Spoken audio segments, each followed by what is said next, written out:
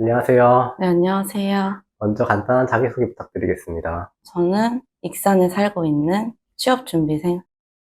그러면 님은 어떤 시험을 몇 년 정도 준비하셨어요? 저는 이제 보건직 공무원을 한 2년 정도 준비했습니다. 그럼 그 시험 준비는 왜 시작하시게 되셨어요? 일을 원래 3년 정도 했었는데, 일을 하면서 이 일을 내가 언제까지 할 수 있는지 좀 의문이 많이 들었고, 그래서 저는 일을 오래 하고 싶었거든요, 오래오래. 근데 그게 제가 일했던 게 약간 재활 음, 쪽이어서 좀 제 몸을 쓰면서 하는 일이 많아서 몸이 좀 아픈 데가 한두 군데씩 나오기 시작해가지고, 이렇게 3년밖에 안 했는데도 좀 많이 힘들고, 아픈 분을 보다 보니까 정신적으로도 이제 좀 지치더라고요. 그래가지고, 오래 일할 수 있는 좀 안정적인 일이 뭐가 있을까?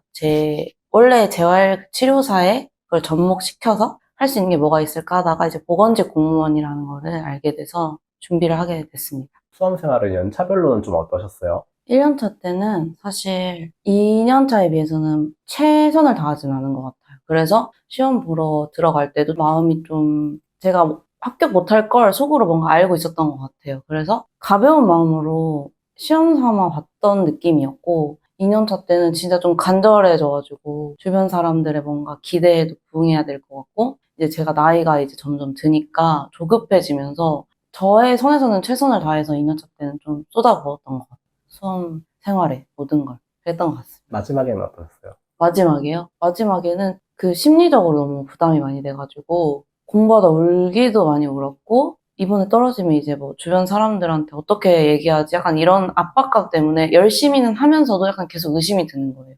떨어지면 어떡하지? 떨어지면 내가 뭘 해야 되지? 난 이거 아니면 안 될 것 같은데 할 수 있는 게 없을 것 같은데 전 직업으로는 절대 돌아가기가 싫고 이래서 좀 더 약간 궁지에 몰린 느낌으로 정신적으로 좀 힘들게 했던 것 같아요. 마지막에는 여유가 없었던 것 같아요. 마음에. 그러면 과목별로는 좀 어떠셨어요? 공통 과목은 1년차에 비해서 많이 2년차 때 많이 올랐고 전공 과목은 점수가 크게 변화는 없었는데 공부는 더 많이 했거든요.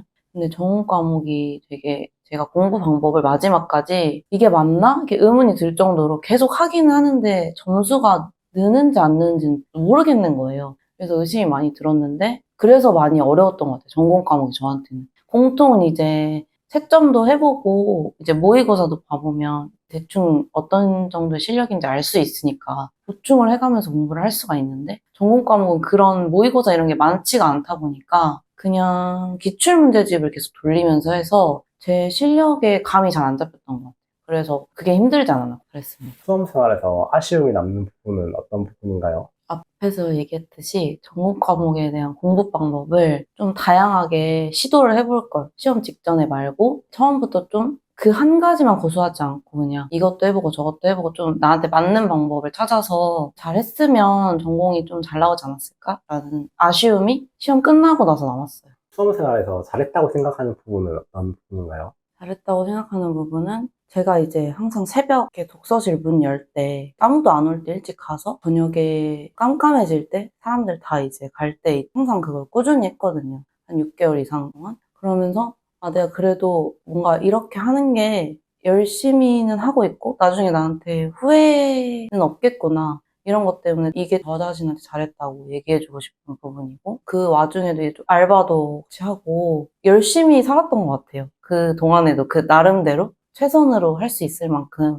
일찍 일어나고 열심히 하고 규칙적으로 생활하고 알바도 하고 이러면서 그렇게 생활했던 것 같아요. 그게 잘한 부분인 것 같습니다. 수험 생활 동안 건강이나 금전이나 인간관계 문제는 없으셨나요? 건강은 아무래도 이제 항상 밥을 먹고 앉아만 있으니까 살이 찌고 이러면서 허리가 좀 아프고 그리고 어깨가 뭐 결린다든지 이러면서 두통이 오고 약간 이런 거 있잖아요. 공부를 함으로써 생기는 병들? 그런 것도 있고 제일 힘들었던 건 이제 정신적으로 스트레스를 많이 받아서 그걸로 인해서 알 수 없는 뭔가 아픔들? 약간 이런 것 때문에 그게 좀 가장 건강적으로는 힘들었던 부분이었고요. 그리고 금전적으로는 제가 알바도 했었고 부모님이 어느 정도 이제 지원도 해주셔서 그리고 본가에서 생활을 했기 때문에 그렇게 수험 생활에 자체로만은 부족한 거는 없이 그냥 했던 것 같아요. 내가 옷을 산다거나 친구를 만나러 자주 가는 게 아니기 때문에 밥을 먹고 뭐 독서실 다니고 책 사고 이 정도? 그거에 대해서는 뭐 부족한 건 없었고요. 그리고 인간관계는 친구들한테 시작하기 전에 미리 얘기를 했어요. 이 공부를 시작하면 서운함을 많이 느끼는 사람이 많다고 하더라고요. 이제 제 입장을 잘 모르다 보니까. 그래서 제가 시작하기 전에 친구들한테 좀 이해를 해달라. 내가 좀 연락이 안 되고 자주 못 만나도 공부가 중요하니까 나한테 좀 이해해달라고 해서 다행히 제 친한 친구들은 다 이제 이해를 해줘서 그런지 딱히 뭐 연락을 끊어졌다거나 뭐 사이가 소원해졌다거나 한 사람은 없었고, 대신 제가 좀 미안해서 같이 만나자 이러면은 제가 항상 거절을 해야 되는 입장이고, 누구 생일인데 그걸 일일이 다 챙기지 못하고 신경 써야 될 게 많으니까 그런 게 좀 미안해서 수험생활 끝나면 좀 잘해줘야지, 약간 이런 마음으로 계속 공부하고 이랬던 것 같아요. 당시에 시험을 그만두기로 결정한 이유가 어떻게 되시나요? 시험 결과가 나왔을 때, 결과는 아니고 가채점을 했을 때, 근데 제가 시험장에서 떨려면서 봤던 것보다는 점수가 나쁘진 않다고 생각을 했는데, 근데 다른 사람들의 점수도 막 올라오잖아요. 너무 다 높은 거예요. 그래가지고 난 이번에 좀 안 되겠구나 싶으면서 안 될 때 생각을 했던 것 같아요. 어떻게 하면 좋을까 생각을 했는데, 내가 이런 정신적인 힘듦과 이런 생활을 버텨가면서 할 만한 가치가 있는 일일까? 공무원이라는 일이? 이렇게 다시 생각을 해봤던 것 같아요. 이 정도의 노력과 내 열성을 쏟으면서, 내 시간과 이런 걸 쏟으면서 가치가 있고 내가 진짜 하고 싶은 일일까? 30년 동안 뭐 일해야 되잖아요, 공무원이. 근데 생각해보니까 그렇지 않더라고요. 내가 이런 열정과 이런 노력을 쏟으면서까지 차라리 다른 일을 했으면 더 잘 되지 않았을까? 월급을 더 잘 받을 수도 있고 더 인정을 잘 받을 수도 있지 않을까라는 생각이 들면서 생각이 조금씩 계속 안 하고 싶다는 생각으로 바뀌었던 것 같아요. 그러면 이제 지금 기준으로 돌이켜 봤을 때는 네. 그만두는 결정은 어떤 기준으로 하면 좋다고 생각하세요? 그만두는 건 앞에서 얘기한 거랑 비슷하게 이런 수험생활을 견디면서 할 만한 가치가 있으시면 계속 하셔도 좋을 것 같고, 내가 정말 원한다. 이 공무원이란 일을 이 수험생활을 하면서까지 난 정말 하고 싶은 일이고 꿈이다 싶으면은 계속 하는 게 맞는 것 같고, 몇 년이고, 난 이렇게까지 하면서 공무원이란 직업을 하고 싶지는 않고 차라리 다른 일을 하면서 내 열정과 노력을 쏟아보고 싶다. 한 번 사는 인생이니까. 그러면은 그만두고 다른 걸 해보고 다시 돌아오는 것도 전 나쁘지 않다고 생각합니다. 그러면 시험을 그만두는 것에 대해서 네. 지금은 아쉬움은 별로 없으신가요? 그 시험을 그만두기까지 결정하는 건 정말 고민이 많이 됐는데, 결정을 하고 나서는 너무 솔직히 100% 홀가분하고 그냥 행복하고 너무 진짜 가볍다고 해야 되나, 마음이? 그런데 이제 가끔 가다가 이제 주변 지인이나 저를 잘 모르는 분들이 이제 시험을 그만두게 됐다라고 하면 너무 아쉽다. 1년만 더 해보지. 아깝게 떨어졌는데 남들은 뭐 그렇게 떨어지면 1년 더 하면 붙는다던데 붙을 수도 있으니까 해보지 그랬냐, 내가 나갔다 이러면 저도 약간 흔들릴 때가 있는데, 근데 저는 그래도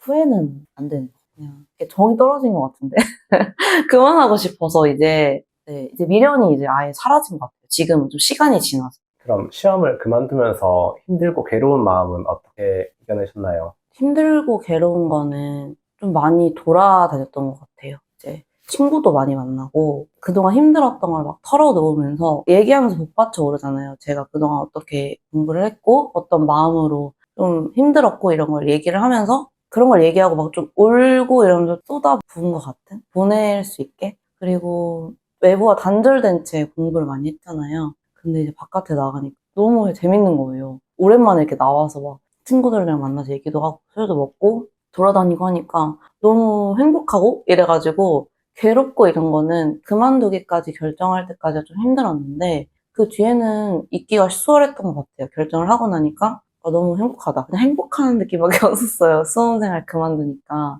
그래서 좀 금방 잊을 수 있었던 것 같아요. 그런 건. 그럼 시험을 그만두고는 어떤 일을 하게 되셨어요? 시험을 그만두고는 일을 아직 하지는 않고 진로를 고민하던 중에 인테리어라는 거를 알게 됐어요. 지인이 이런 직업이 있다 얘기를 해줘서 제가 어린 시절을 생각해 봤을 때 손으로 뭘 만들고 좀 꾸미고 그림 그리는 걸 되게 좋아했거든요. 좀 잘하기도 했고 이렇게 잘한다 많이 들어서 그런 거에 많이 끌렸었는데, 이제 현실적으로 봤을 때 취업이랑은 좀 거리가 있을 것 같아서 결국엔 선택을 안 했거든요. 그래서 디자이너란 거에 되게 꽂혔던 것 같아요. 인테리어 디자이너에. 그래서 이제 그쪽을 알아보다가 학원을 등록을 하게 됐어요. 그런 실내 건축 기사라는 기사 자격증을 딸 수 있는 학원이 있더라고요. 그래서 그 학원을 등록해서 지금 준비하고 있습니다.